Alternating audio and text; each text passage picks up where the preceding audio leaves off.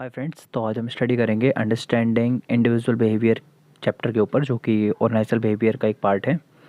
तो individual behaviour क्या होता है, यानी इंडिविजुअल बिहेवियर का मतलब किसी भी इंसान का बिहेवियर मीन्स डैट कि यहाँ पर जितने भी लोग हैं सब लोग अलग अलग कल्चर से, अलग अलग उनका सहन शक्ति और अलग अलग, यानी वो लोग सबकी थिंकिंग डिफरेंटली है हर एक चीज़ के ऊपर।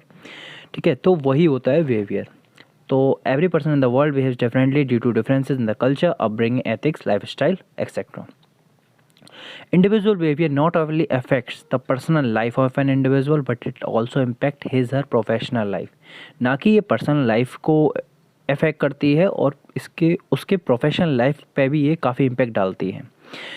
इफ़ एन इंडिविजुअल, अगर कोई भी इंसान है, अगर उसका पॉजिटिव एटीट्यूड होता है तो वो हमेशा हर प्रॉब्लम के सॉल्यूशंस को देखने की कोशिश करेगा। लेकिन उसी साइड अगर कोई नेगेटिव एटीट्यूड वाला बंदा है तो वो प्रॉब्लम की सॉल्यूशंस पे ध्यान नहीं देगा, वो सिर्फ ये देखेगा कि प्रॉब्लम्स कितनी उसके ऊपर बढ़ते जा रही हैं।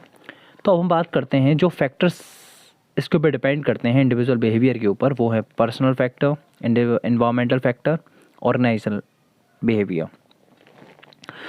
तो पर्सनल फैक्टर क्या होते हैं? पर्सनल फैक्टर वो फैक्टर होते हैं जो कि इंडिविजुअल अपनी पूरी लाइफ में जो भी वो गेन करता है, जितनी भी चीज़ें वो समझता है, अपने आप से सोचता है और उसके अकॉर्डिंग जिस हिसाब से वो बिहेव करता ही होते हैं उसके पर्सनल फैक्टर, जो कि उसे मिलते हैं उसकी लाइफ में।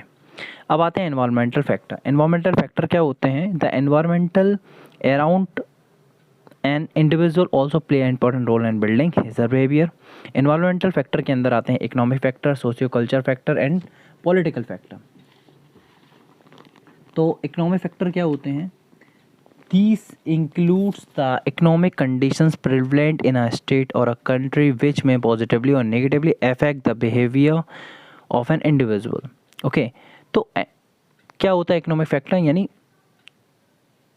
इसके अंदर आते हैं economic condition of a state और कंट्री, ओके, जो कि पॉजिटिवली और नेगेटिवली कहीं ना कहीं एम्प्लॉय के इंडिविजुअल के बिहेवियर को अफेक्ट करता है। ओके, तो इसके अंदर आते हैं employment level, wage rate, technological development. आप जानते हैं कि अगर कोई भी कंट्री है जहाँ पर जो एम्प्लॉयमेंट लेवल है अगर वहाँ का कम होगा तो जाहिर सी बात है कि वहाँ के जो एम्प्लॉयज़ हैं या जो वहाँ के लोग हैं उनका एम्प्लॉयमेंट को लेते हुए उनका नेगेटिव एटीट्यूड रहेगा। ओके, अब आते हैं वेज रेट। वेज रेट यानी जो उनकी सैलरी वगैरह है, अगर मान के चलो कि उनकी सैलरी उनके वर्क के अकॉर्डिंग और नहीं दी जा रही है या बहुत कम लो सैलरी उन्हें दी जा रही है तो उनका वहाँ पर भी उनका नेगेटिव एटीट्यूड होगा। लास्ट आता है टेक्नोलॉजिकल डेवलपमेंट। टेक्नोलॉजिकल डेवलपमेंट के अंदर क्या होता है? मान के चलिए कि हमेशा आज का जो इंसान है वो हमेशा कुछ ना कुछ न्यू सीखना चाहता है, ठीक है, जहाँ उसका इंटरेस्ट है। तो अगर वहाँ पर टेक्नोलॉजिकल डेवलपमेंट अगर ठीक नहीं होगा तो ये भी काफ़ी इफ़ेक्ट करने वाला पॉइंट है एक इंडिविजुअल के बिहेवियर में। ओके, अब आते हैं socio culture factor. Socio culture factor क्या होता है?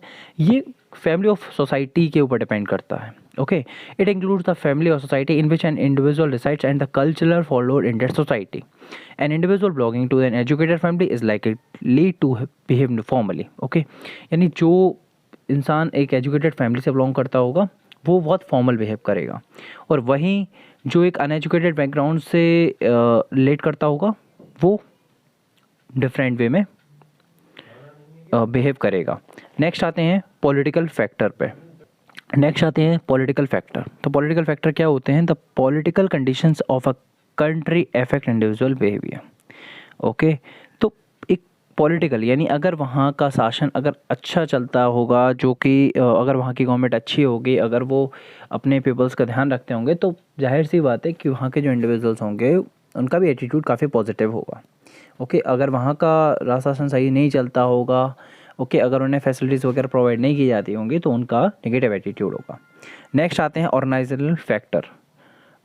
सॉरी, ये बिहेवियर नहीं, ऑर्गेनाइजेशन फैक्टर है।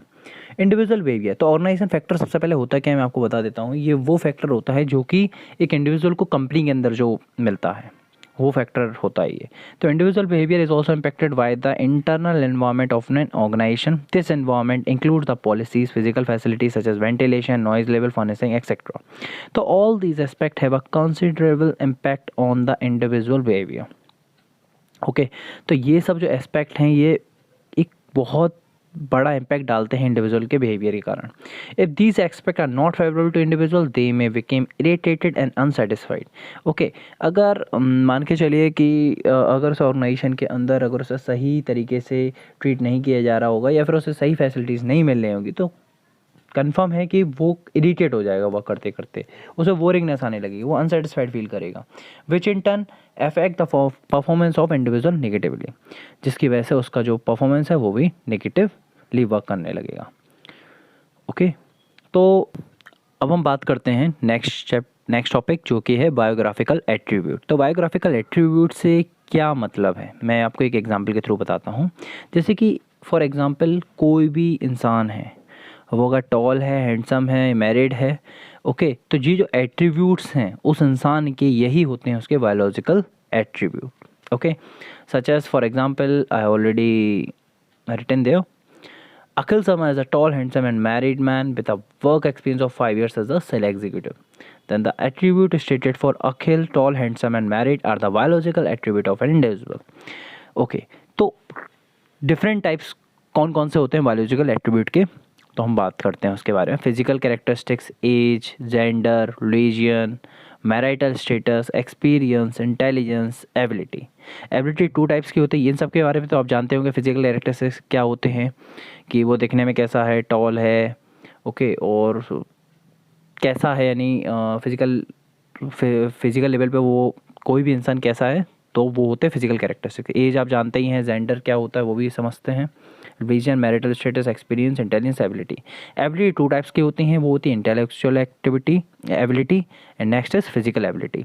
इंटेलेक्चुअल एबिलिटी का मीन्स ये होता है कि वो कितना नॉलेजेबल है, ये एबिलिटी उसकी नॉलेज के ऊपर डिपेंड करती है। और फिजिकल एबिलिटी उसकी मीन्स फिटनेस के ऊपर डिपेंड करती है।